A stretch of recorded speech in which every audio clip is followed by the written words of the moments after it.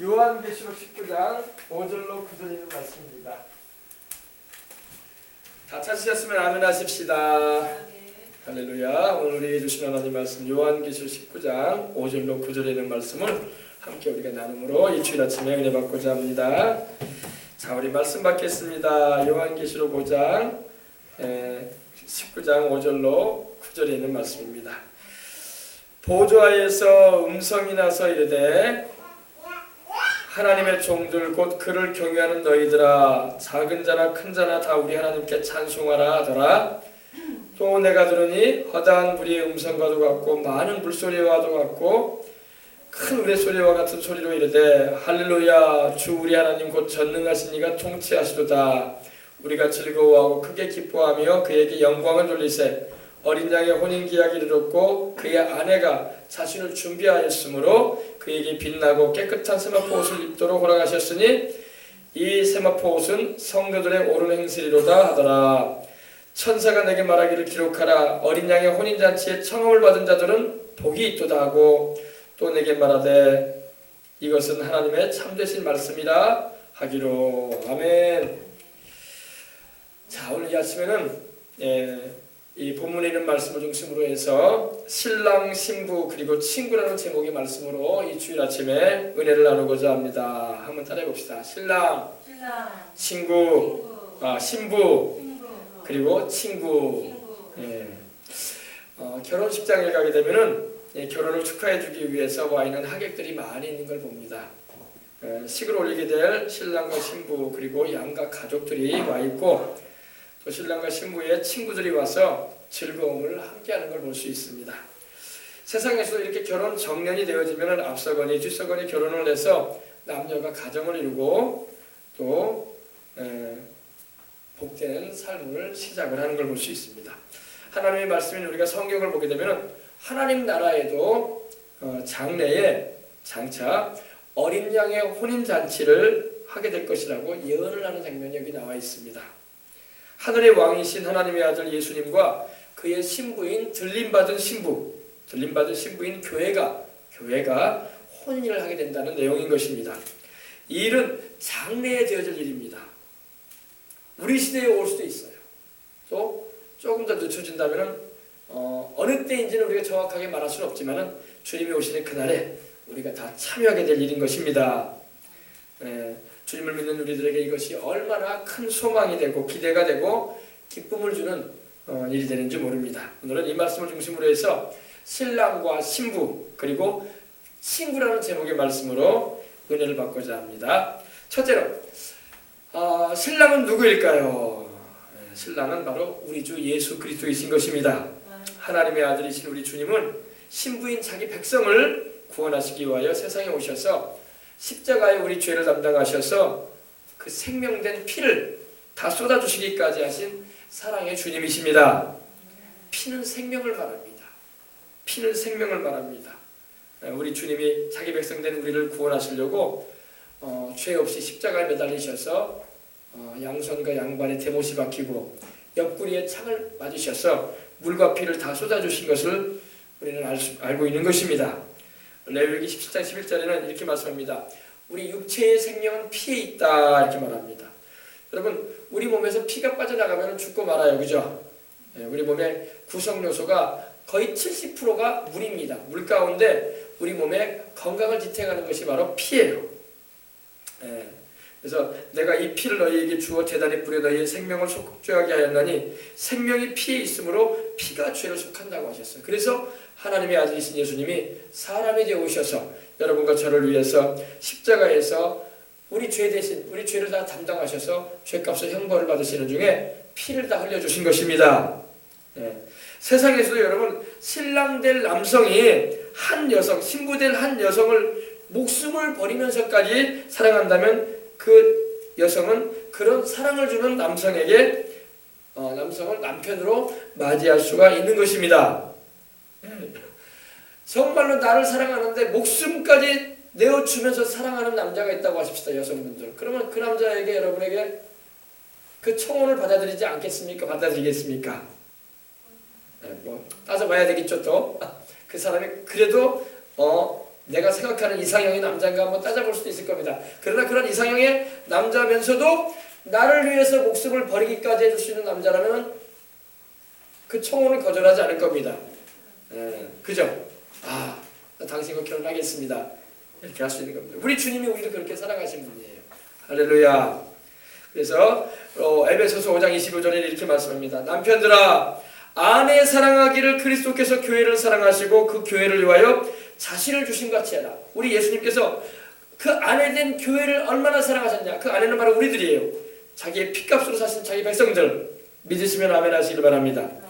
우리를 어떻게 사랑하셨냐면은 자기 자신을 주시기까지 사랑하셨다. 여기서 말하는 사랑은 아가파워라고 해가지고 희생적이고 무조건적인 사랑을 말합니다. 우리 사랑하면 막 조건을 따질 때가 많아요. 그죠? 근데 하나님의 사랑은 무조건적인 것입니다. 하나님의 사랑은 일방적인 사랑이기도 해요. 그리고 희생적인 사랑입니다. 자기를 희생하셔서 우리를 구원하신 것이 바로 하나님의 사랑인 것입니다. 이 세상은요, give and take라고 해가지고 주고받는 사랑을 원해요. 근데 여러분, 우리 하나님 앞에 우리는 아무것도 드린 게 없어요. 근데 하나님 편에서 우리를 사랑해 주셨어. 할렐루야.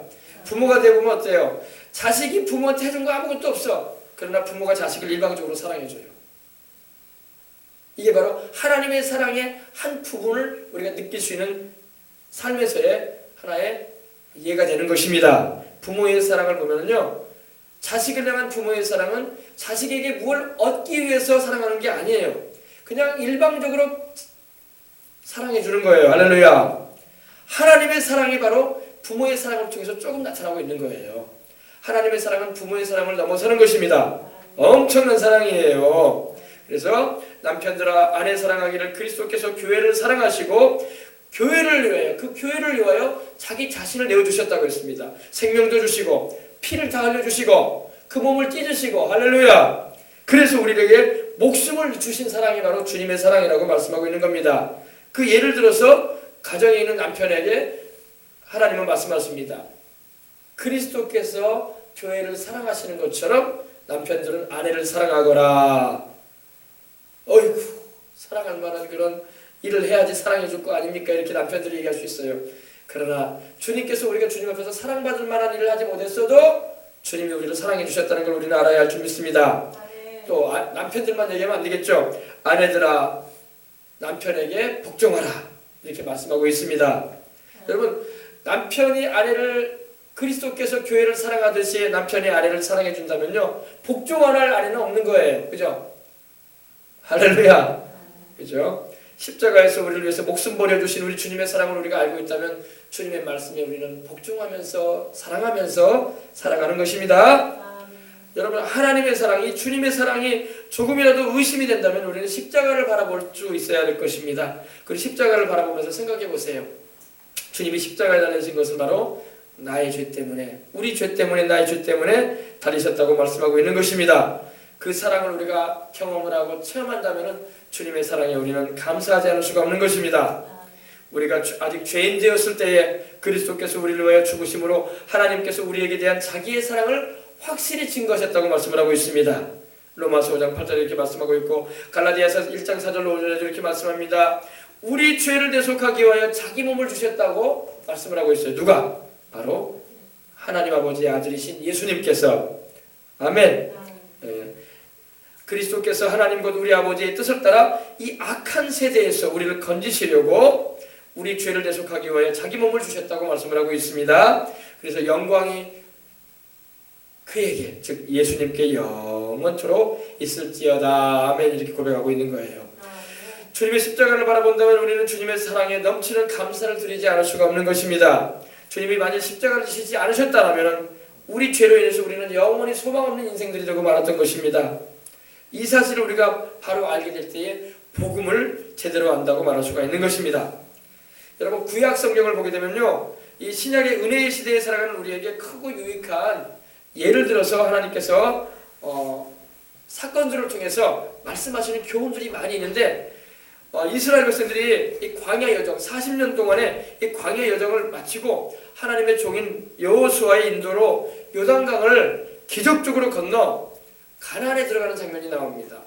이때가 어떤 시기였냐면 봄철에 이 몸에 거두는 시기라고 해가지고 보리를 추수하는 그런 시기였기 때문에 그때는 이 요단 강물이 막 범람했다고 했어요. 범람이 뭡니까? 넘쳤다는 겁니다. 사람들이 그 안에 못 들어가요. 휩쓸려 들어가기 때문에. 그런데 그때 하나님께서 기적을 행하셔가지고 제사장의 발이 양강나팔을 불고 가는 만약기를 내고 가는 제사장들의 발이 그 문에 닿자마자 물이 끊어져 버렸습니다. 할렐루야. 기적을 통해서 홍해수를 하나님께서 기적으로 건너게 하셨듯이 요단강을 하나님께서 물줄기를 끊어지게 하셔가지고 건너게 하신 장면이 나옵니다. 그리고 이 여리고라는 곳으로 들어가게 됩니다. 근데 오늘 말씀을 잘 들어보시기 바랍니다. 가나안에는요 이 여리고성이 있었어요. 여리고성이 있는데 그곳에는 좀 표현이 좀 여러분 잘 새겨 들으시면 좋겠습니다. 몸을 팔아서 생계를 잇던 라합이라는 훌륭하지 못한 여인이 있었어. 훌륭하지 못한 여인. 훌륭한 여인이 아니라 훌륭하지 못한 여인입니다. 몸을 팔았어요. 요즘 말하면 매춘부라는 이름을 우리가 많이 붙이는데 그런 훌륭하지 못한 여인이 그곳에 살고 있었어요. 비록 이 여인은 우리로 말하면 기생이죠. 기생이었지만 여리고를 살펴보려고 온 이스라엘의 정탐꾼을 숨겨준 일로 인해서 여리고성이 이스라엘에 함락될 때에 그녀와 그녀의 가족들이 살아나는 장면이 나옵니다. 이 여인은 비록 이방인이었고 가나안인이었고 그 신분도 기생이었어요. 매춘부였단 말입니다. 근데 그 여인이 하나님을 신앙하는 장면이 나옵니다. 이스라엘의 하나님을 신앙하고 그녀와 그녀의 가족이 숨어있던 그 장막이 이 창문을 통해서 붉은 줄은 바로 예수님의 보혈을 의미하는 거예요. 붉은 줄이 내려옴으로 인해서 생명이 구원받는 그런 역사가 일어나는 것을 성경은 말씀하고 있습니다. 우리가 이 땅에 들어올 때에 우리를 달아내린 창문에 이 붉은 줄을 메고 내 부모와 형제와 내 아버지의 가족을 다 내 집에 모으라고 했어요. 정탐꾼들이 가면서 그러면 우리가 이 땅을 하나님이 우리에게 주실 텐데 이 여리고성을 하나님이 우리로 차지하게 하실 텐데 그때에 너희들은 우리가 살릴 것이다. 여호수아서 2장 18절에 말씀을 합니다. 이런 장면에 대해서 어떤 사람은요 이런 말을 하기도 합니다. 라합이 여리고에 속한 가나안 족속이면서 민족을 자기 족속을 배신하고 이스라엘 정탐꾼을 숨겨주고 살려보내가지고 여리고와 자기 족속을 팔아넘긴 아주 매국녀 같은 여자다 이렇게 말하는 사람도 있을 수 있어요. 그러나 여러분 우리가 알아야 할 것은 가나안 족속이 살아오고 있던 땅도 원주인은 하나님이십니다.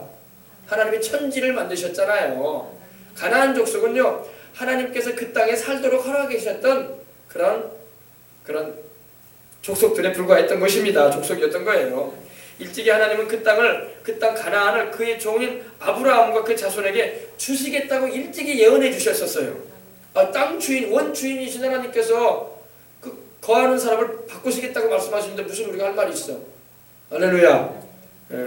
요 사이로 말하면 그래도 그렇죠. 그러니까 어떻게 그럴 수 있습니까? 근데 여러분 하나님께서는요 우상을 섬기고 죄 가운데서 회개치 않은 그 인생들이 살았던 그 가나안 땅을 자기 백성들에게 주겠다고 말씀하셨던 거예요. 만약에 가나안 족속이 하나님을 섬기고 하나님 말씀대로 살고 있었다면 하나님께서 그러지 않으셨을 거야.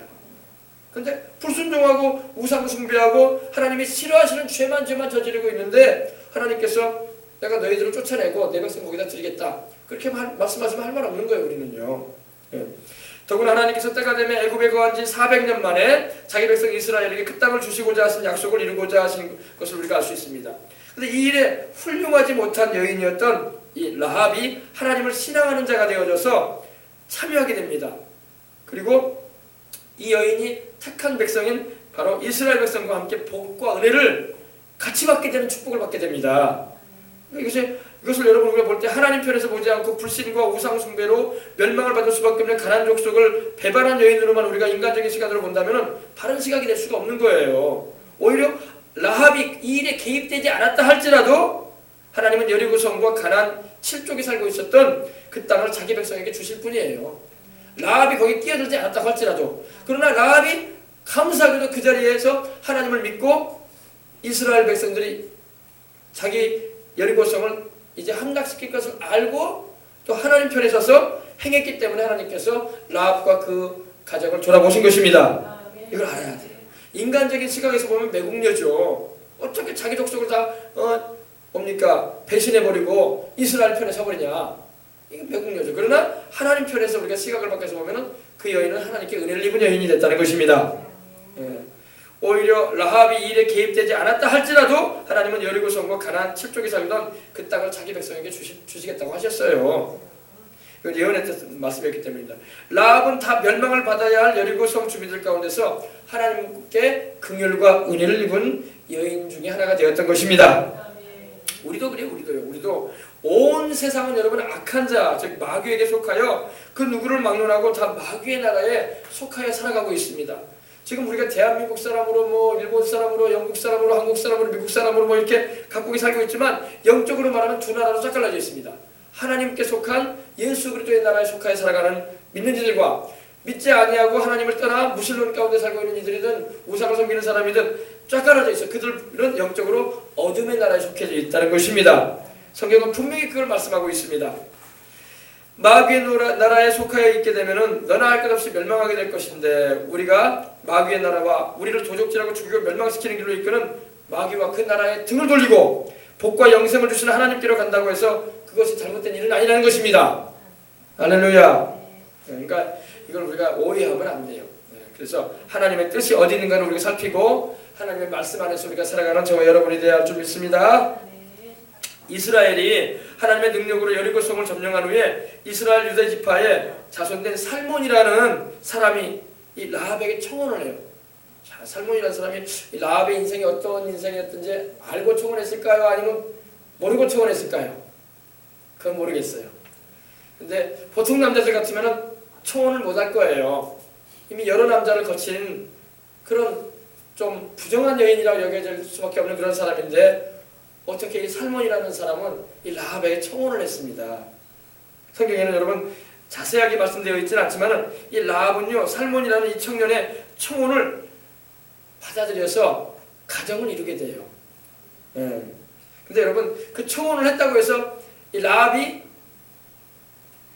그 살몬이라는 청년의 청혼을 덥석 받아들이지는 않았다고 생각합니다. 그죠? 양심이 있다고, 그죠? 그래서 그게 안 그럴 것 같아요. 그랬을 것 같지 않습니까? 아, 살몬이라는 청년이 자기에게 청혼하러 왔을 때 나는 당신하고 결혼할 수 없습니다. 다른 좋은 여자를 만나십시오. 나는 그럴 때 이 살몬이 날마다 찾아왔다고 생각해 보십시다. 날마다 왔어요. 날마다 와가지고 나와 결혼해 주세요. 나는 당신을 처음 보는 순간에 나는 당신을 내 아내로 삼고 싶은 마음이 생겼답니다. 근데 그 마음도 하나님이 주신 거야. 할렐루야. 여러분 이 살몬이라는 사람이 누구를 낳았는지 알아요? 룻의 남편인 보아스를 낳아요. 그리고 보아스는 다윗 왕의 할아버지가 되지 않습니까? 할렐루야. 참 가게가 재밌죠. 그러니까 죄가 많은 곳에 하나님의 은혜가 임하면요, 인생이 바뀌어버리는 거야. 할렐루야. 이게 하나님의 은혜의 역사예요. 참 우리는 상상도 못할 일 아닙니까? 어떻게 이런 부정한 여인과 가정을 이루어서 그 집안에 이런 엄청난 복을 받느냐 말이야. 우리는 이해를 못할 일이에요. 근데 이게 바로 하나님의 은혜의 역사예요. 할렐루야. 그래서 이 라합에게 청혼을 했을 때 이 살몬이 청혼하니까 날마다 살몬이 와서 라합에게 나와 결혼해 주세요. 나는 당신과 결혼하고 싶습니다. 근데 그 마음도 주신 분이 하나님이에요. 그러니까 라합이 막 거절했을 거예요. 안 된다. 오지 말라고. 제발 좀 나 좀 괴롭히지 말라고. 나는 당신과 결혼할 수 없는 처지라고. 제발 다른 초혼 여자들 많을 테니 왜 이방인이 나에게 와서 이렇게 청혼을 하냐고 하면서 막 그랬을 겁니다. 그러니까 살몬이 그 다음에 또 옵니다. 또 다음날에 또 오고 그러니까 막 우리로 말하면 소금을 막 뿌리고 그러는 거예요. 막 라합이 제발 좀 오지 말라고. 제발 좀 오지 말라고. 그리고 막 다음날에 또 오니까 또 이번에 물을 막 부어버리는 거예요. 막 오지 말라고. 제발 좀 오지 말라고. 찬물을 부면서. 근데도 이 살몬의 마음에는 이 라합을 사랑하는 마음이 변함이 없어. 할렐루야. 하나님이 주신 마음인 줄 믿습니다. 라합이 그냥 사랑스럽고 아내로 맞이하고 싶은 마음이 막 간절한 거예요. 참 어떻게 인간적인 생각에는 생각도 못할 일 아닙니까? 그죠? 그래 안 그래요? 근데 그 다음날 그러니까 저번에 저기 목포에서 나오는 목사님이 설교를 하는데 그런 말 하죠. 목포 사투리를 쓰는데 이러더라고요. 살몬이 라합에게 청혼을 막 해오니까 라합이 나중에 전라도 사투리로 우스개 표현을 이렇게 했다고 하더라고요. 이건 성경에는 안 나오는 얘기입니다. 심한 놈이구만 이놈. 자꾸 나한테 와가지고 괴롭힌다고. 그러면서 나중에 살몬이 당신이 나와 결혼해주지 않으면 나 이제 죽어버리겠소. 아마 그렇게까지 나가지 않았을까 그렇게 얘기를 하시더라고요, 그 목사님은. 근데 아무튼간에 여러분 이 라합이 청혼을 이제 받아들입니다. 그래서 가정을 이루게 돼요. 그리고 낳은 아들이 바로 보아스예요. 룻기에 보면 보아스가 나오죠. 네, 할렐루야. 살몬은 이 라합을 사랑하여 계속 구애를 하게 되었고 둘은 결국 결혼을 해서 가정을 이루게 되었습니다. 바로 이 가정에서 그 유명한 이 모압 여인인 룻을 남편으로 맞이하는 보아스가 태어납니다. 이 보아스의 증손자가 바로 다윗이에요. 다윗. 네. 그래서 마태복음 1장 5절에 보면 이렇게 말씀합니다. 간단하게 기술하고 있어요. 간단하게 말합니다. 살몬은 라합에게서 보아스를 낳았다. 그리고 보아스는 룻에게서 오벳을 낳았고 오벳은 이새를 낳았고 이새가 다윗을 낳았더라. 할렐루야. 이방 여인이요 내세울 것 없는 훌륭하지 못한 여인이었습니다. 누구도 라합을 향해서 훌륭하다라고 말할 수 있는 사람은 없습니다. 죄인 중에 참 우리로 보면은 안타까운 여인이면 틀림없어요. 그러나 그녀가 하나님을 신앙한 결과 엄청난 믿음의 명문 가정을 이루는 일에 쓰임받는 복된 여인이 되고 맙니다. 할렐루야. 그렇습니다. 왜냐하면 이 라합이 신앙을 고백하는 걸 한번 보십시다.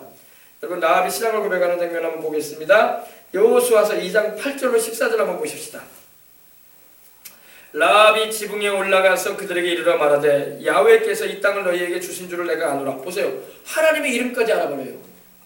그냥 너희 신이라고 말해도 되는데 야훼께서 이 땅을 너희에게 주신 줄을 내가 아노라. 그러니까 라합이 이스라엘 정탐꾼 앞에서 신앙을 고백하는 거예요. 우리가 너희를 심히 두려워하고 이 땅 주민들이 다 너희 앞에서 간담이 농나니 이는 너희가 애굽에서 나올 때에 야훼께서 하나님의 이름을 자꾸 들먹입니다. 그냥 너희 신 이렇게 말해야 될 텐데 너희 신이라는 표현이 아니라 언약의 하나님의 이름을 말합니다. 이방인이면서 야훼께서 너희 앞에서 홍해 물을 마르게 하신 일과 너희가 요단 저쪽에 있는 아모리 사람의 두 왕 시온과 옥에게 행한 일 곧 그들을 진멸시키신 일을 우리가 들었음이니라. 우리가 듣자 곧 마음이 녹았고 너희로 말미암아 사람이 정신을 잃었나니 너희 하나님 야훼는 위로는 하늘에서도 아래로는 땅에서도 하나님이시니라. 할렐루야. 위로 하늘의 하나님 아래로 땅의 하나님이 너희 하나님이다. 바로 이 라합은 하나님을 향한 신앙을 지금 고백하고 있는 겁니다. 그러므로 이제 청하노니 내가 너희를 선대하였은즉 너희도 내 아버지 집을 선대하도록 야훼로 내게 맹세하고 내게 증표를 내라. 그리고 나의 부모와 나의 남녀 형제와 그들에게 속한 모든 사람을 살려주어 우리 목숨을 죽음에서 건져내라. 그 사람들이 그에게 이르되 내가 우리의 이 일을 두술하지 아니하면 우리의 목숨을 너희를 대신할 것이요 야훼께서 우리에게 이 땅을 주실 때에는 인자하고 진실하게 너를 대우하리라. 아멘. 이 하나님에 대한 신앙을 고백을 하고 요청할 때에 라합의 인생이 이렇게 바뀌게 되었던 것입니다. 그래서 이방 여인이요 내세울 것 없는 훌륭하지 못한 여인이었지만 하나님을 신앙하는 결과 엄청난 믿음의 명문 가정을 이루는 일에 쓰임받는 여인이 되었던 것입니다. 더군다나 이스라엘 최고의 왕으로 말해지는 다윗 왕이 바로 그녀의 고손자로 태어나고 나아가 만왕의 왕 되신 주 예수님이 세상에 오실 때 그 다윗의 자손으로 오셨으니 은혜 위에 은혜가 임한 줄 믿습니다. 이방 여인으로서 당연히 죽임당할 수밖에 없는 상황이었는데 하나님을 신앙하는 결과 살아나는 걸로 끝난 게 아니라 이스라엘의 명문 가정의 며느리가 되는, 할렐루야, 유다지파 이스라엘의 명문 가정의 며느리로 하나님께서 세우시고 그 자손을 통해서 구주가 탄생하는 놀라운 역사가 일어났던 것입니다. 그야말로 은혜 위에 은혜가 임한 것입니다. 여러분 우리가 주님을 신앙하면 라합처럼 우리 주님을 신앙한다면 우리에게도 하나님께서는 은혜 위에 은혜를 더하시는 걸 믿으시기 바랍니다. 우리 주님 앞에서 우리는 도저히 사랑받을 수 없는 라합과 같은 인생들이 아니었습니까? 라합은 하나님의 은혜를 크게 입은 여인 중 하나가 된 것입니다. 그 이유는 그녀가 하나님을 믿었기 때문이라고 성경은 분명히 말씀하고 있는 것입니다. 히브리서 11장 31절 이렇게 말씀합니다. 믿음으로 by faith, 믿음으로 기생 라합은 정탐꾼을 평안히 영접하였으므로 순종하지 아니한 자와 함께 멸망하지 아니하였도다. 믿음으로 여러분도 하나님을 믿음으로 이와 같은 축복을 받으시고 자녀들이 그 축복을 받는 대열에 참여되기를 주의 이름으로 축복합니다. 자, 메시아 우리 주님의 계보에, 이 족보에 왜 이런 별로 득이 될 것 같지 않은 세상에서도 별로 상식 이하의 삶을 살았던 사람을 하나님은 기록하게 하시고 또 그러한 사람의 혈통을 통해서 하나님의 아들이신 주 예수 그리스도께서 오시게 되었는가에 대해서도 우리는 죄인을 구원하시고 또 약한 자를 들어쓰시는 없는 것들을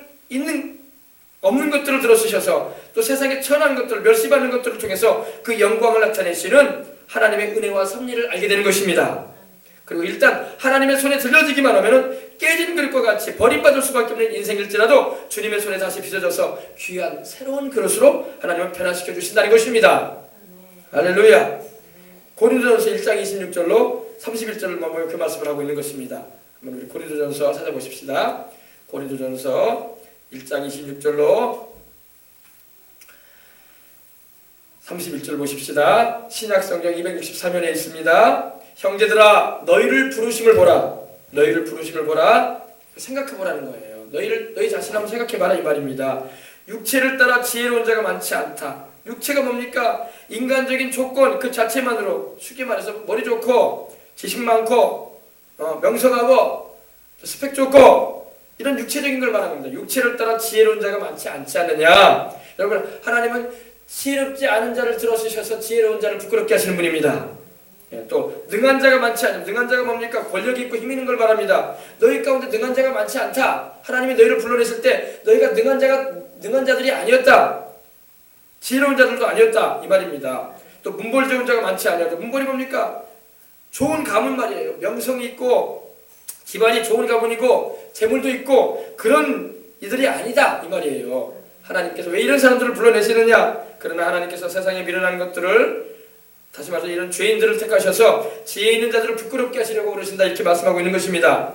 세상에 약한 것들을 택하사 강한 것들을 부끄럽게 하시고 또 세상에 천한 것들과 멸시받는 것들과 없는 것들을 택하셔서 있는 것들을 폐하시려니 다시 말해서 지혜가 있고 힘이 있다고 하는 이들 집안에 가문이 좋다고 하는 이들 머리 좋고 명성하다는 이들 또 권력 있는 이들을 부끄럽게 하시겠다는 것입니다. 하나님께서 이는 아무 육체도 하나님 앞에서 자랑하지 못하게 합니다. 어떤 스펙을 가지고 자랑을 이루는 사람도 하나님께서 부끄럽게 하시겠다는 것입니다. 여러분 이것이 하나님의 역사예요. 왜 라합과 같은 그런 부정한 여인 참으로 죄인 중에 죄인같이 보이는 여인 보잘것없는 득이 안 될 것 같은 그런 여인을 왜 하나님은 이렇게 믿음의 명문인 가정의 며느리로 삼으셨을까? 이것이 바로 있는 자들을 부끄럽게 하시겠다는 것입니다. 할렐루야.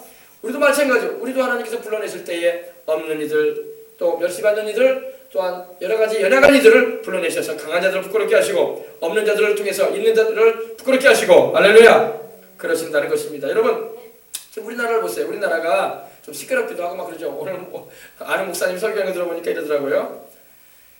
우리나라는 뭡니까? 노사간에 동서간에 남북간에 시끄럽다는 거예요. 그죠? 노사간에 노사분기들 있지는 않지 않습니까? 요즘 카트라는 그 영화도 보니까 그러더라고요.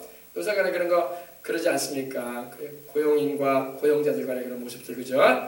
얼마나 또 이런 안타까운 일들이 있지 않습니까? 또 동서간에 동과서 경상도 전라도 간에 또 보수다 진보다 해가지고 그런 또 그런 거네 또 그죠? 또 남북 간에 또 이렇게 분단이 돼가지고 얼마나 우리나라 시끄러운 나라인지 몰라. 땅덩어리도 좁고 자원도 없고 별거 보다 것도 없는 나라인데 시끄럽기는 세계에서 제일 시끄러워.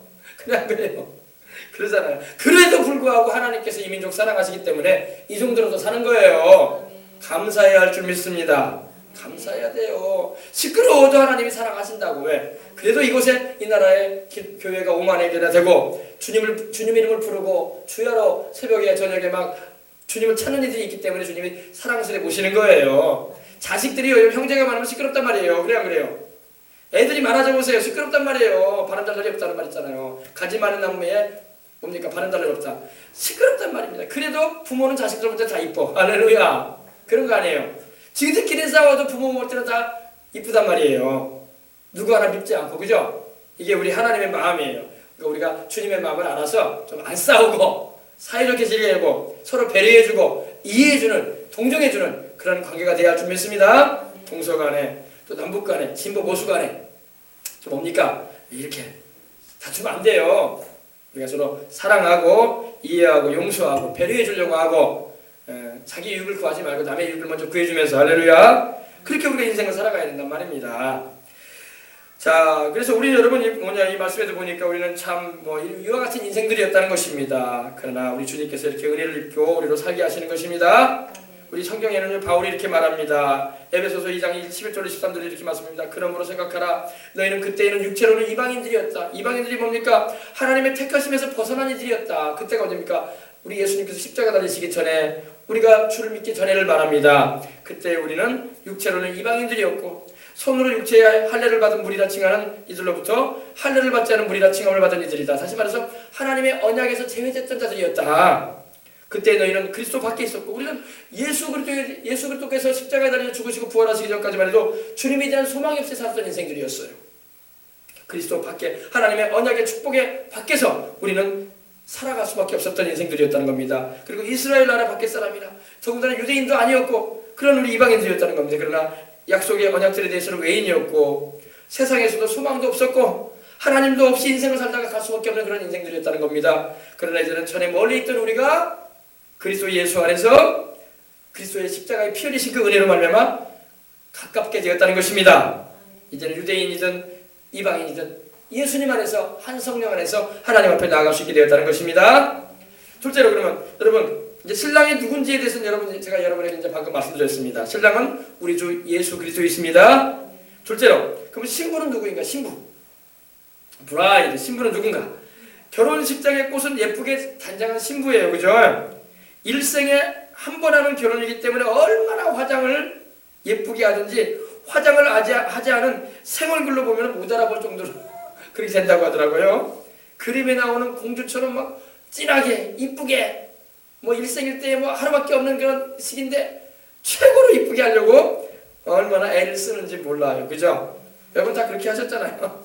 에스더서를 보게 되면요, 이 에스더가 당시 근동의 최대 국가의 왕이었던 아수에로라는 이 왕에게 보이기 위해서 자기 몸을 단장해서 그 왕 앞에 나가기까지 12달을 단장을 합니다. 야, 여러분 12달을 단장하는 것도 있어요. 12달을.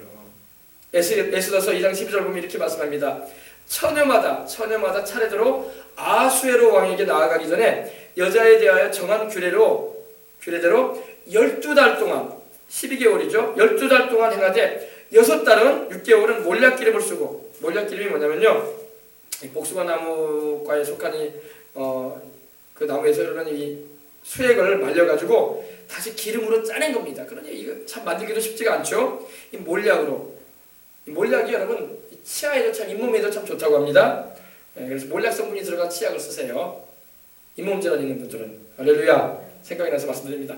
이 몰약 기름을 쓰고 이 6달은 향품과 여자에게 쓰는 다른 물품이 뭐냐면, 여기서 물품이라는 것은 히브리어로 타무르크라고 하는데, 이 비빈다는 거예요. 여성들은 많이 비비잖아요. 뭘 비빕니까? 화장하지 않습니까? 얼굴에다가 로션 비비고 막 그러지 않습니까? 그죠? 톡톡 때리고, 그죠? 그걸 말하는 거예요. 그러니까 이 에스더도요, 그 아수르의 왕 앞에 나가기 전에 이렇게 몰약 기름으로 좋은 향품이 뭡니까? 향수, 우리가 말하면 향기 나는 거 바르고, 또 여자에게 쓰는 다른 물품, 비비는 거, 마사지하고 막 화장하는 거, 그것도 하고, 그렇게 하는 기간이 총 12달이라는 겁니다. 그렇게 해서 이렇게 왕 앞에 나갔다고 에스더서 2장 12절에는 말씀을 하고 있습니다.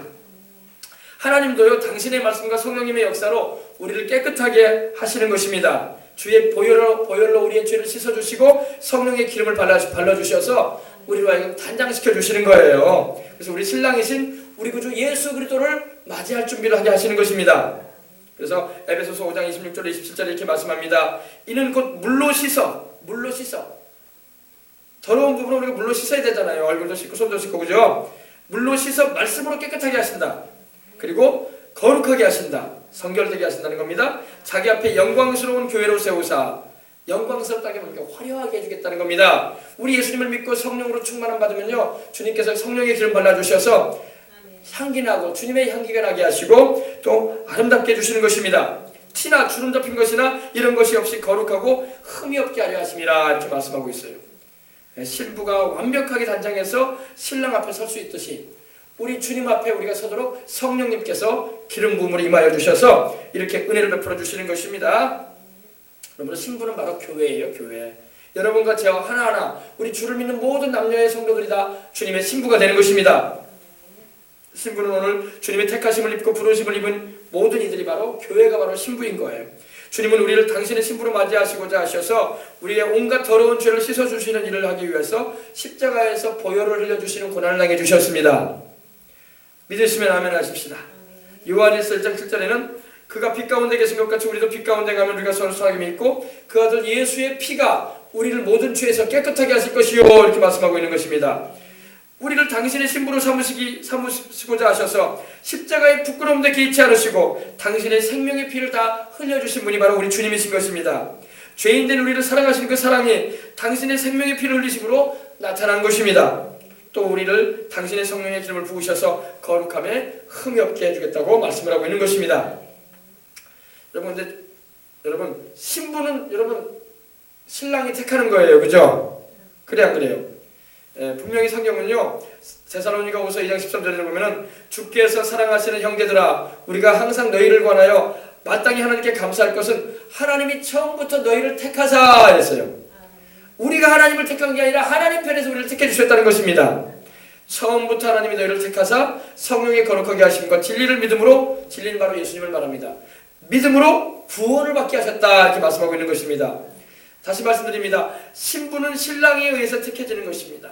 참 재미있는 일은요, 남녀가 만날 때요, 남자가 좋아하는 여성을 아내로 삼기 위해서 자기를 싫어하는 여성이라 할지라도 막 몇 차례 살몬처럼 아마 구애를 한단 말입니다. 나의 청혼을 받아주십시오. 꽃도 갖다 주고 좀 뭡니까 맛있는 음식도 함께 차도 마시면서 어떻게든 간에 이 마음을 얻어보려고 구애를 합니다. 그래서 결혼하는 경우는 있어요. 여성 편에서 남성이 마음에 안 들어도요 자꾸 그렇게 사랑의 구애를 내오고 마음을 표현해 온 걸로 인해서 마음이 열려져 가지고 그 남자를 받아들여서 가정을 이루는 경우는 있습니다. 그런 경우는 많아요. 근데 여성 편에서 여성이 자기를 싫어하는 남성을 구애해서 결혼에 꼴이 나는 경우는 거의 많지 않아요. 그건 달라요. 퍼센트를 따지면 많지 않습니다. 신부감들이 여러분 아무리 질비해도 그 신부감들 가운데 평생 함께 살 신부를 택하는 권한은 신랑에게 있는 것입니다. 신부감들이 여러분 아무리 많아도요 신부감들 가운데 평생을 함께 할 신부를 택하는 권한은 남자에게 있습니다. 신랑에게 있어요. 신부감들이 막 그 남자에게 잘 보이기 위해서 제 아무리 이쁘게 화장을 하고 매력적인 표정을 짓고 몸매를 가지고 나와서 자기를 신부로 삼아달라고 한다고 해서 신랑의 마음이 움직이는 건 아닙니다. 신부를 택하고 불러내는 것은 신랑이 가지고 있는 고유의 권한이에요. 그럼 여러분 여성분들 여러분의 사랑하는 남편분들이 여러분을 딱 세상에 그 많은 여성들 가운데 택한 거야. 할렐루야.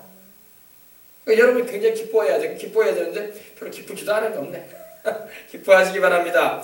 내 남편이 이 많은 여자들 가운데 대한민국에 이렇게 수두룩하게 많은 여자들 가운데 나를 아내로 삼아줬구나. 참 감사하다. 할렐루야.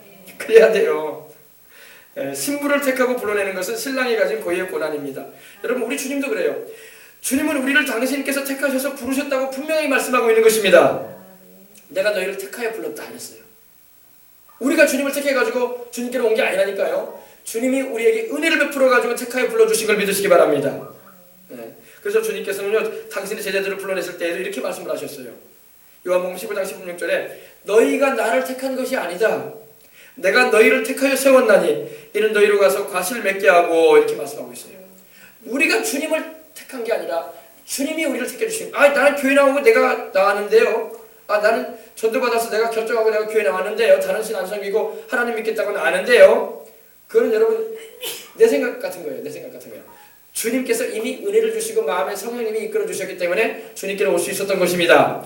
내 아버지께서 오게 하지 아니하면 누구든지 내게로 올 자가 없다고 하셨어요. 하나님이 이끌어 주셨기 때문에 주님을 믿게끔 되어졌던 것입니다. 이것이 은혜라는 거예요. 알겠습니까? 그래서 에베소서 1장 4절에 보면은 곧 창세전에 그리스도 안에서 우리를 택하셨다고 했어요. 하나님이 자기 백성으로 택하셨다는 것입니다. 그래서 우리를 사랑 안에서 그 앞에 거룩하고 흠이 없게 하시려고 그 깊으신 뜻대로 우리를 예정하셔서 예수 그리스도로 말미암아 자기 아들들이 되게 하셨다고 말씀하고 있는 것입니다. 그래서 여러분 주님이 당신의 신부를 불러내는 조건은 뭐냐? 믿음이에요. 믿음. 라합이 믿음을 가지고 하나님께 나왔을 때 그와 그의 가족이 여리고성이 멸함을 받을 때에 무너질 때에 살려진 겁니다. 바로 주님이 우리를 위해서 고난당하신 그 사랑을 우리가 거절하거나 외면하지 않고 믿고 받아들이는 그 믿음만 있다면 우리 주님은 우리를 자기의 신부로 다 택하시는 거예요. 오늘 이 믿음만 우리 주님께 드린다면 누구나 주님의 신부의 대열에 참여할 수 있는 것입니다. 주님의 신부는 영생에 참여하게 되고 주님이 십자가에서 다 이루신 그 테텔레스타이 하신 그 대속의 은혜에 들어가는 것입니다. 그 은혜가 뭐예요? 예수 그리스도 안에서 영원히 잘됨 같이 범사에도 잘되고 강건한 축복을 우리가 받을 수 있는 것입니다. 이것이 바로 신부가 경험하게 될 주님이 주시는 은혜인 것입니다. 신랑은 여러분 자기 마음에 들고 사랑하는 여인을 신부로 불러 맞이하시는데 바로 주님의 마음에 들게 되는 것이 바로 이 믿음이에요. 이 믿음이 없이는 주님을 기쁘시게 해줄 수가 없습니다. 구원도 믿음으로 또 문제 해결과 치료도 믿음으로 하나님이 우리에게 주시는 은혜인 것입니다. 그래서 에베소서 2장 8절에 이렇게 말씀합니다. 너희는 그 은혜를 인하여 믿음으로 말미암아 구원을 받았다 했어요. 그 은혜가 뭡니까? 하나님 편에서 우리에게 주시는 그 사랑이에요. 사랑. 그리고 믿음은 바로 우리 사람 편에서 하나님께로부터 받아서 응답하는 것을 말하는 것입니다. 그래서 믿음으로 말미암아 구원을 받았다. 너희가 그 은혜를 받아서 이것은 너희에게서 난 것이 아니라 하나님의 선물이라 행위에서 난 것이 아니니 이는 누구든지 자랑하지 못하게 하려 함이라 이렇게 말씀하고 있는 것입니다. 네. 은혜가 임하여 믿음이 생성이 되는 거예요. 여러분 은혜를 받지 못하면 믿음이 안 생겨. 아멘. 여러분들 다 오늘 이 아침에 은혜 받으시길 바랍니다. 아멘. 여러분에게 하나님이 주시는 그 은혜를 받을 때 여러분의 마음에 믿음이 확 생기는 거예요. 네. 믿음은 들음에서 나기도 하고 또 들으면 그리스도의 말씀으로 한다고 말씀하고 있는 것입니다. 여러분이 말씀을 이 시간 듣는 가운데 성령님의 역사로 말미암아 은혜를 경험하시길 바랍니다. 네. 우리 주 예수 그리스도를 믿는 믿음을 너희가 받았다고 야고보서 2장 1절에도 말씀을 하고 있습니다. 사람들에게 하나님은 은혜로 믿음을 주셔요. 다 누구에게나. 근데 사람들이 그 마음 가운데 주님의 그 주시는 은혜를 거절해버리고 외면하기 때문에 그 은혜에 못 들어가는 것입니다. 받아들이고 감사히 받아들이고 그 사랑 안에 거하는 자에게는 주님께서 신부가 되는 은혜도 주시고 영생도 주시고 영혼이 잘됨같이 범사에 잘되고 강건한 축복 가운데 인생을 살아가도록 하나님 역사하신다는 것입니다. 네, 그렇습니다. 이 믿음을 하나님은 오늘 누구에게나 주시고자 하신다는 겁니다.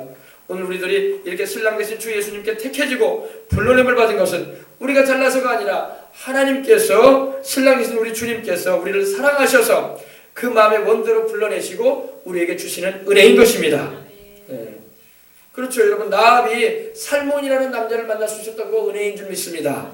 살몬은 바로 유대 지파의 후손으로서 정말 믿음의 명문 가정을 이룰 수 있는 신랑감이었었어요. 그런데 나압이라는 여인에게 하나님이 은혜 주시려고 그 하나님을 신앙하는 그 나압을 하나님이 이뻐 보셔서 이쁘게 보셔가지고 주님께서 믿음의 명문 가정의 며느리로 불러드린 것입니다. 아멘. 할렐루야. 네. 여러분 이게 바로 은혜라는 거예요. 이게 바로 은혜예요. 은혜. 그 당시에 뭐 살몬이 여러분 여자가 없었겠습니까? 이스라엘에도 얼마나 많은 여자들이 있었겠어요. 장정만 60만이었는데 60만 명이 넘는 여자들이 있었어요. 그런데 다 새끼고 이방 여인임에도 불구하고 좀 과거가 좀 슬픈 여인임에도 불구하고 하나님이 살몬의 마음에 라합을 사랑하는 마음을 심어주신 줄 믿습니다. 그래서 그 여인을 받아들여서 믿음의 명문 가정에 이렇게 혈통을 잇는 그런 은혜를 입게 되었다는 것입니다. 우리도 마찬가지로 우리도 하나님을 믿는 그 믿음, 그 신앙의 줄을 놓치지 말고 주님을 기쁘시게 해드리길 바랍니다. 그러면 주님께서 우리에게도 그런 역사를 나타내 주신다는 것입니다. 셋째로 신랑의 친구는 누구일까요? The friend of the bridegroom, 그죠? 신랑의 친구는 누굴까요? 여러분 신랑 결혼식장에 가면 친구들이 많이 와요, 그죠? 물론 사랑하는 부모, 형제들, 양가 친지들도 오지만 친구들이 또 많이 와. 친구들이 많이 와가지고 축하해주고 또 함께 즐거워해주고 또 얼마나 좋은 일을 많이 해줍니까? 들러리로 서준다고 하죠, 들러리, 그죠? 주인공은 신랑 신부고 친구들은 들러리야, 들러리, 그죠? 신랑의 친구는 신랑과의 오랜 사귐이 있어야 됩니다. 친구가 되는 것은 시간이 걸려요. 정말로 막역하다, 허물없이 이렇게 가까운 친구는요 하루와 이틀에 이루어지는 건 아닙니다. 우리가 사회생활하면서 직장에서 뭐 친구도 사귀기도 하고 또 여러 가지 뭐 만남의 관계 가운데 이렇게 알게 되는 일들도 있지만 허물없이 정말 마음 터놓고 희노애락을 나눌 수 있는 친구는 많지가 않아요, 그죠? 그런 친구는 아주 어릴 때부터 사귀어왔던 친구들, 그런 친구들이 그래도 그나마 그런 친구들이 될 수가 있습니다. 친구라는 말 자체가 여러분 오랫동안 사귀어온 사람이라는 의미 아닙니까? 여러분 오늘 여러분 신랑의 친구는 누굴까요? 우리 예수님의 우리 어린 양의 혼인잔치, 교회와 예수님의 그 결혼잔치에 들러리로 함께하게 될 혼인식에 청함을 받은 자들은 누굴까요? 바로 구약 성도들이에요. 구약 성도들. 구약 성도들이 바로 우리 신약 성도들, 다시 말해서 교회와 예수님과의 혼인잔치에 친구들로 참여하게 된다는 것입니다. 여러분 우리는 너무너무 감사한 거예요. 우리가 친구들이 아니라 결혼식의 당사자가 되지 않습니까? 그죠? 신부들로 우리가 참여하잖아요. 신부가 되어 우리 주님과 혼인하는 그런 은혜 가운데 우리가 주님이 다시 오실 때 우리가 공중으로 들림받아서 끌려올려져서 저 하늘에서 우리가 주님과 7년 동안에 혼인잔치를 하게 될 거라고 말씀을 하고 있습니다. 오늘 여러분 신랑의 친구는 구약 성도들입니다. 구약 성도들은 우리 주님을 먼저 섬겨왔던 이들입니다. 오실 우리 주님을 바라보면서 섬겨왔던 이들이 바로 구약의 우리 모든 아브라함을 비롯하여서 모든 이삭, 야곱, 모든 성도들인 것입니다. 하나님은요 아브라함을 자기 친구로 부르신 적이 있습니다. 이사야서 41장 8절 보면 이렇게 말씀합니다. 그러나 나의 종 너 이스라엘아, 나의 택한 야곱아, 나의 벗이 뭐예요? 친구죠. 마음이 서로 통해서 가깝게 사귀는 사람을 우리는 벗이라고 그래요. 벗. 마음을 터놓고 얘기할 수 있고 가까이 사귈 수 있는 사람을 우리는 벗이라는 표현을 합니다. 나의 벗, 나의 친구를 말합니다. 하나님이 아브라함을요 나의 벗이라고 부르셨어요. 나의 벗, 나의 친구. 할렐루야. 아브라함의 자손아 되셨어요. 침례 요한도 자신을 신랑의 친구로 비유하며 서서 신랑의 음성을 듣는 친구의 기쁨으로 충만했다고 요한복음 3장 29절에 말합니다. 신부를 취하는 자는 신랑이나 서서 신랑의 음성을 듣는 친구가 크게 기뻐하나니 나는 이러한 기쁨으로 충만하였노라 이렇게 말하고 있습니다. 여러분 구약의 성도들이 다 여러분 신랑의 친구처럼 되어져서 우리 주님의 교회와의 혼인잔치에 큰 기쁨으로 함께 동참해 주겠다는 것입니다. 물론 다 우리 주님을 섬기는 이들이죠. 구약의 성도들도 우리 주 예수님을 다 섬기는 이들이었으니까요. 구약의 아브라함을 비롯한 믿음의 조상들과 성도들은 다 신랑의 친구로 어린 양 예수님의 혼인잔치에 함께하여 신약 성도들인 교회와 주님과의 혼인을 함께 기뻐하고 즐거워하게 될 것입니다. 이건 이제 앞으로 장래에 있을 일입니다. 그래서 여러분 교회가 주님이 오시는 그날에 공중으로 끌려 올라갈 때에 건물이 아니라 우리들 자신입니다. 주께서 호령과 천사장의 구함과 하나님의 나팔로 친히 하늘을 쫓아 강림하실 때에 주 안에서 죽은 자들이 먼저 살아나 끌려 올라가게 되고 그 후에 우리 살아남은 자들도 그들과 함께 구름 속으로 끌려 올려 공중에서 주님을 영접하게 될 것입니다. 그래서 우리가 주님과 함께 영원히 함께 할 텐데 그때에 혼인잔치가 벌어질 거예요. 그때에 혼인잔치가 벌어질 텐데 그때에 저와 여러분이 다 참여해야 할 줄 믿습니다. 교회가 7년 환란 전에 들려 올라가 하늘에서 있게 될 일인데 이 놀라운 최고의 잔치에 우리 성도들도 또 우리 모든 그리스도인들이 한 사람도 빠짐없이 다 참여해야 할 줄 믿습니다. 그 자리에서 우리는 이 세상 살면서 주님을 위해서 일하고 수고한 그 모든 일에 대해서 상도 받을 거예요. 상 받을 것이고 세상의 모든 고생이 이제 잊어질 겁니다. 눈물 흘리고 슬퍼했던 일들, 핍박받고 때로는 여러 가지 마음에 아팠던 그 모든 일들이 눈 녹듯이 녹아지고 또 깨끗이 씻겨지는 경험을 하게 될 것입니다. 할렐루야. 그래서 우리가 신랑과 신부 그리고 신랑의 친구들이 누군가에 대해서 오늘 은혜를 함께 나누었습니다. 여러분 우리가 이렇게 우리를 사랑해 주신 우리 주님 또 우리가 신부로서 당연히 신부는 누구를 사랑해야 됩니까? 우리 주님을 사랑해야 할 줄 믿습니다. 아니 신랑이 있는데 말이야 신부가 다 딴 데 눈을 돌리고 그러면 안 돼요. 그죠? 물론 신랑도 신부가 있는데 어문 사람한테 눈 돌리고 다니면 안 되죠. 요즘 세상은 너무 그런 세상이 되고 말았어. 그런데 절대 그러면 안 되고 눈 돌리지 말고 또 영적으로도 마찬가지예요. 우리의 신랑 되시는 분은 우리 하나님 우리 주 예수 그리스도이신 것입니다. 근데 다른 신을 섬기고 다니고 우상 섬기고 말이야 우상의 제물 먹고 다니고 그러면 벌써 다른 신랑 다른 어문 사람을 바라보는 거나 똑같은 거예요. 그런 말하기를 성경에는 죄라고 말씀하고 있는 것입니다. 그래서 우리가 말씀 안에서 하나님의 뜻을 바로 알고 살아감으로 통해서 하나님께 은혜를 입고 라합이 비록 그런 참 비참한 인생을 살 수밖에 없던 인생이었지만 우리 주님을 만남으로 말미암아 우리 하나님을 신앙함으로 말미암아 어마어마한 축복을 받았듯이 우리도 하나님의 그 사랑 안에 그 믿음 안에 거하여서 축복의 명문의 역사를 이룰 수 있는 은혜를 입으시기를 다 주의 이름으로 축복합니다. 기도하겠습니다. 하나님 아버지 감사합니다. 은혜 위에 은혜로라고 하셨습니다. 라합은 은혜 위에 은혜를 경험한 여인이 되었습니다. 하나님 아버지여, 아버지 하나님, 여리고성이 함락될 때에 라합도 죽었어야 할 인물이었습니다. 여자였으며 여성이었습니다. 왜냐하면 하나님께서 가나안 족속을 다 하나님께서 멸하기를 작정하셨기 때문입니다. 그러나 하나님께서 그 이방 여인임에도 불구하고 참 세상 말로 추잡한 인생을 살았던 인생이었는데도 불구하고 하나님께서 라합이 하나님을 신앙하는 걸 보시고 그 라합을 긍휼히 보시고 하나님이 불쌍히 보시고 믿음의 명문 가정의 설문의 아내로 삼으시고 또 그 자손을 통해서 우리 구주 예수님이 탄생하시는 놀라운 역사까지 이렇게 아버지 은혜를 받게 하셨습니다. 하나님 아버지, 우리도 이렇게 은혜로우신 우리 하나님, 죄가 더한 곳에 은혜가 더 많다고 하셨는데 하나님 아버지, 세상에 때 묻은 게 많고 죄가 많을수록 우리가 회개하고 주님을 찾게 되면 하나님께서 우리의 모든 더러움과 죄를 다 씻어주시고 예수 보혈로 깨끗하게 해주시고 하나님께서 자녀 삼으시고 믿음의 역사로 말미암아 큰 은혜를 입게 하심을 우리가 알게 됩니다. 그런 은혜를 다 우리가 경험하며 살게 하여 주시옵소서. 오늘 아버지, 이 설교를 듣는 모든 이들이, 모든 아버지 영상을 통해서 보는 이들이 아버지 그 은혜 가운데 들어가게 하여 주옵소서. 주 예수님 이름으로 간절히 축복하고 기도합니다. 아멘. 할렐루야.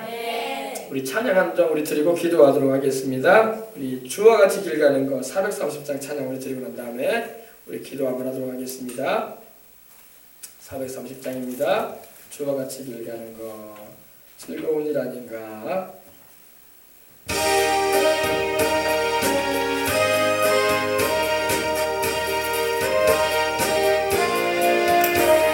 주와 같이 길 가는 것 즐거운 일 아닌가. 우리 주님 걸어가신 발자취를 밟겠네. 한 걸음 한 걸음 주 예수와 함께 날마다 날마다 우리 걸어가리. 어린아이 같은 우리 미련하고 약하나 주의 손에 이끌려 생명길로 가겠네. 한 걸음 한 걸음 주 예수와 함께 날마다 날마다 우리 걸어가리. 꽃이 피는 들판이나 험한 골짜기라도 주가 인도하는 대로 주와 같이 가겠네. 한 걸음 한 걸음 주 예수와 함께 날마다 날마다 우리 걸어가리. 옛 선지자 에녹같이 우리들도 천국에 들려 올라갈 때까지 주와 같이 걷겠네. 한 걸음 한 걸음 주 예수와 함께 날마다 날마다 우리 걸어가리. 할렐루야. 날마다 날마다 우리 주님과 함께 동행하며 사시는 저와 여러분이 되도록 하십시다. 따라합시다. 죄가 더한 곳에 은혜도 많다. 참 우리는 죄가 더한 곳이라면은 은혜하고 죄하고 무슨 관련이 있나 생각하는데, 여러분 라합의 인생을 보면요, 참 죄인의 인생을 살았던 사람이었습니다. 근데 우리 주님께서 그녀가 주님을 신앙하고 바라볼 때에 주님께서 그녀에게 큰 은혜를 주신 줄 믿습니다. 우리가 어떤 상황에 있다 할지라도 여러분 참 하나님 아버지를 신앙하고 우리 주 예수님을 바라는 마음을 잃지 않으면요, 주님께서 은혜를 주시되 은혜 위에 은혜를 주시는 걸 믿으시기 바랍니다. 은혜 위에 은혜를 더해 주시는 하나님의 은혜를 우리가 다 누리고 사시도록 하십시다. 할렐루야. 다 같이 우리 이제 기도 한번 하도록 하십시다. 우리 한 1, 2분간 들은 말씀 생각하면서 기도하겠습니다. 하나님 아버지 감사합니다. 은혜 위에 은혜로라. 은혜 위에 은혜로라. 죄가 많은 곳에 하나님의 은혜도 더해지는 것입니다. 아버지 하나님이여, 참으로 우리가 아버지 하나님이여 하나님의 은혜 가운데 인생을 살기로 원합니다. 우리 아버지, 나 같은 인생이 무슨 은혜를 입을 수 있을까? 우리는 이렇게 절망적인 생각을 할 때가 있지 않습니까? 죄를 지음으로 인해서 또 아버지 하나님의 뜻대로 살지 못한 나의 모습을 볼 때마다 괴롭고 슬퍼지는 우리의 생각이 있을 수가 있지 않습니까? 그러나 우리가 참으로 회개하고 우리 주님의 은혜를 사모함으로 주님을 신앙할 때에 라합처럼 우리도 은혜를 받는 것입니다. 하나님께서는 긍휼히 여기시고 하나님은 큰 사랑으로 우리를 품으시고 아버지 축복해 주시는 하나님이심을 우리가 알게 됩니다.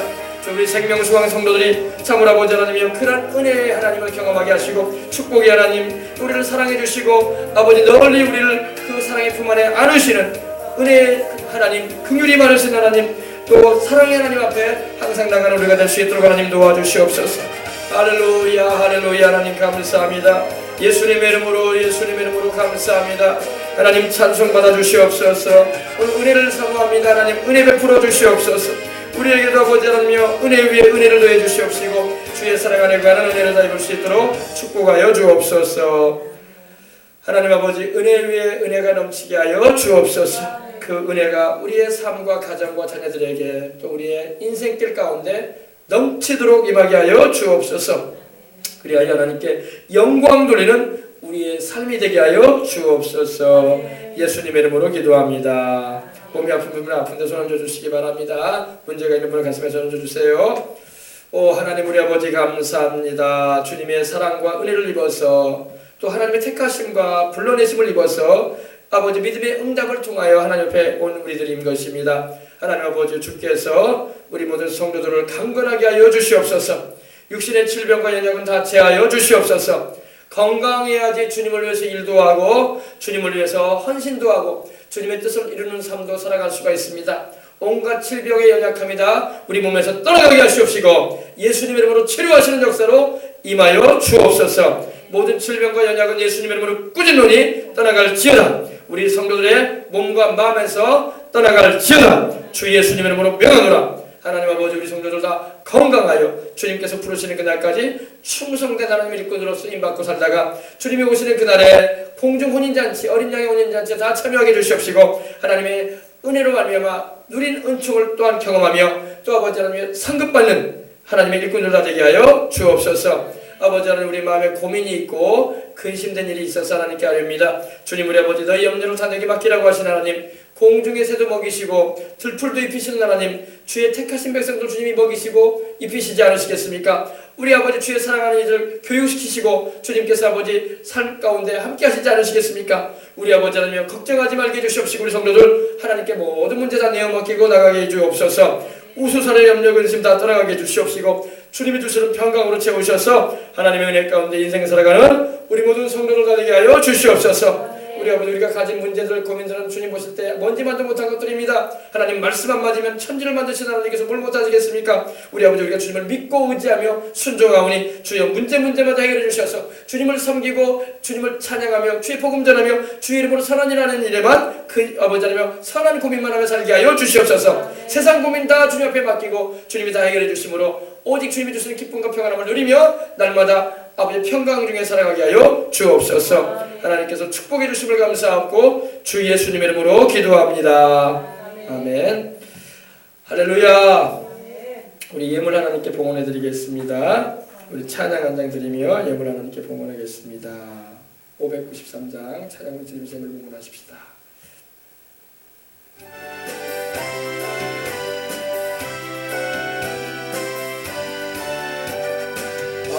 아름다운 하늘과 묘한 세상 주시고 많은 사랑 베풀어 우리 길러 주시니 우리 주님 예수께 감사 찬송합니다. 산과 들의 조목을 울창하게 하시고 달과 별의 광채를 밤에 보여주시니 우리 주 주께 감사 찬송합니다. 눈과 귀를 밝히사 마음과 뜻이 합하고 신기하게 움직여 묘한